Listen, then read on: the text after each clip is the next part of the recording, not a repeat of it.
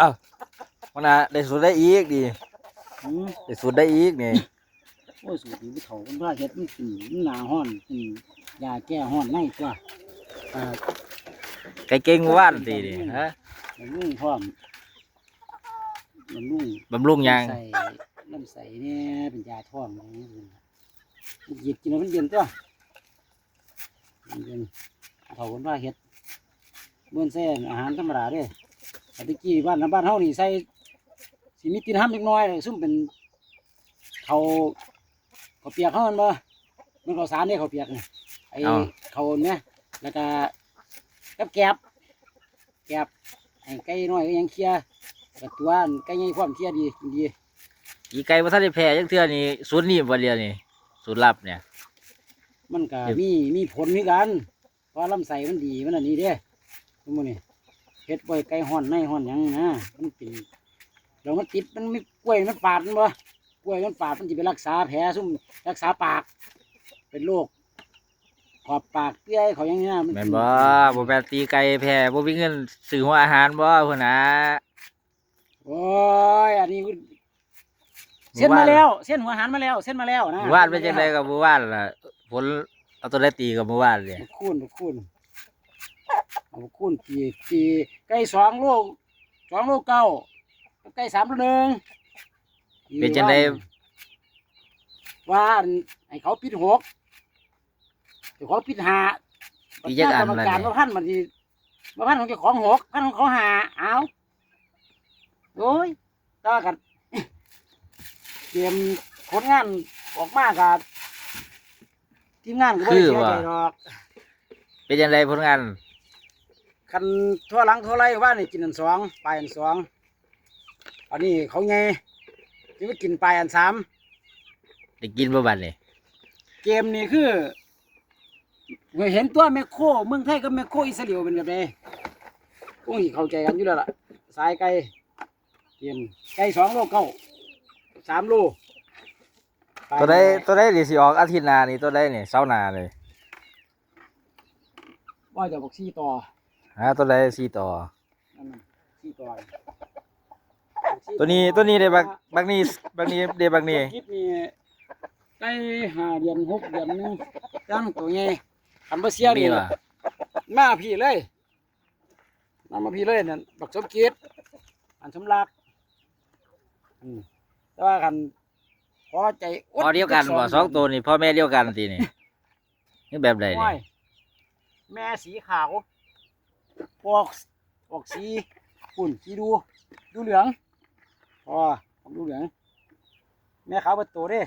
ถ้าออกลูกมาแบบนี้ล่ะ ไอ้พ่อมันแบบนี้พ่อมัน ท่านโกงบ่บอกซุปเปอร์บวกกิเพนบ่ ตัวใด โกง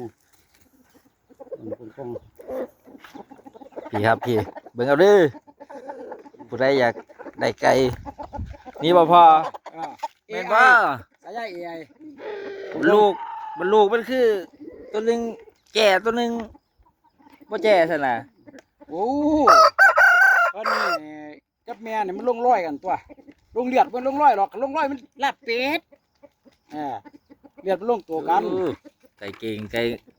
ตัวนี้ เมืองการยืนรถครับนี่เมืองการยืนอันมาประเทศอิสราเอลนี่มีคนเอื่นว่า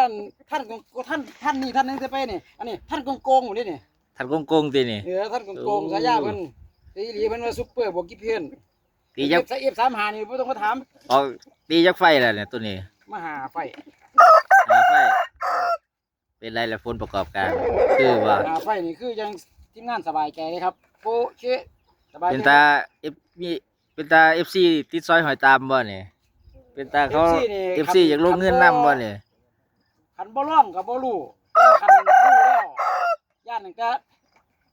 บ่ว่าหิวกระเป๋าก้นดอกย่านแตะสายโทรศัพท์มาบ้างพุ่นล่ะนี่คือเอาคนจริง แม่นบ่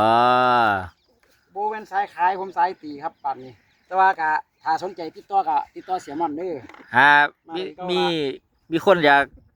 มาหามาเบิ่งไก่นี่มาโมซาบเลยก็ ไอ้เป็นตะเฮียเป็นตะย่า มีแต่เฮียกับมีเป็นตะยาน แม่น เอ้าโมซาบได้โมซาบมีแต่เฮียกับเป็นตะยาน แม่น แม่น บ่ บ่ สิโดน คือบ่เคยได้ยินมีแต่เป็นตะยาเป็นตะเฮียเว้นบ่ บ่ ศัพท์ไอ้พี่กับน้องนี่ล่ะ บางนี้บางอย่างนี่บางนี้เนี่ย นี่เราที่ต่อ ตัวนี้บ่สิออกเสานี่ เสาหน้า ออกเสานี่บ่มี เสาสิมาได้บ่ บ่มีสิ เสาสิมาก็มีพอได้แก้ม เน่นั่น เสาสิมา นั่น โอ้รุ่นออกมา ตัวไรตัวนั้นบ่ตัวนี้บ่ที่ออกเลยเสานี่ผู้ใดพร้อมนี่มาเลยแมันบ่ มาเลยอายุซ้ำกันตัวซ้ำกัน มาเลย ผมว่าซ้ำกัน ยัง ได้ ผู้ใดมีอุ้มมาเลย เกิดกันหลายของข่อยมีหนาของเจ้ามีบาง ไก่จักปีแล้วเนี่ย เอ้ย ไก่ตัวนี้แล้ว ครบปี หา FC เพิ่นอยากฮู้ซั่นดอกหามีใครอื่นเพิ่นอยาก กันเบาแล้วกันเบา อัน แล้ว นี้ล่ะ ตากล้อง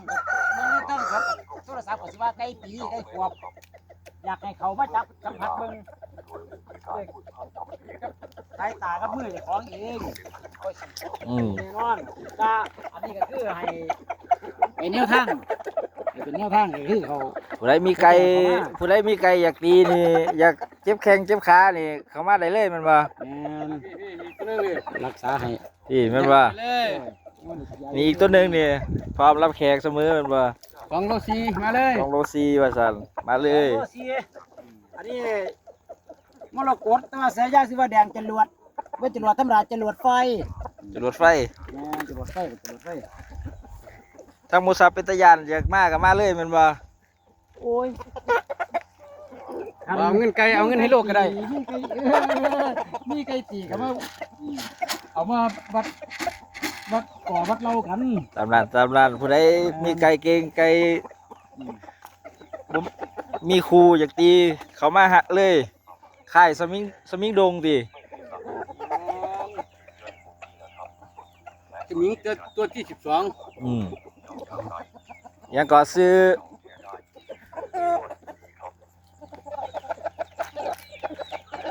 อตัวนี้ซื้อยังก่อนเนี่ย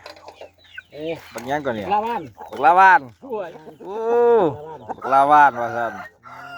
หน้าบ้านกุมาร ที่ เงิน ที่มามันเป็นจังไดก็มันคือได้ซื้อลาวานเนี่ย ที่ไปที่บ้านนี่เพิ่น พอมันสีขาวติ ตั้งแต่ตั้งแต่น้อยๆนี่ขาวเบิดตัว เห็นว่ารวมกับแม่นแล้วเนาะ เอา น้อยๆแต่น้อยขาวเบิดตัวเพิ่นออกสี อันนี้ละบ้านอันนี้กุมารเงินนี่ บัดนี้อันผู้ตั้งให้ อันนี้กูบ้านเงิน อ่า ผู้ใดสนใจ กุมารเงิน อยากปะทะเข้ามาเลย เรือต้องการสมจิต ว่าเจอสมจิตก็ได้เดี๋ยวสมจิต กันสำลัก อันนี้สมรักเดี๋ยว สามารถเพิ่นเอาออกโลง อืมผู้ใดมีไก่พร้อมสำกันมาเลยแมันบ่ตามร้านครับ ตามร้าน เดี๋ยวไปเป็นแกงไก่กันมาจุ่มกัน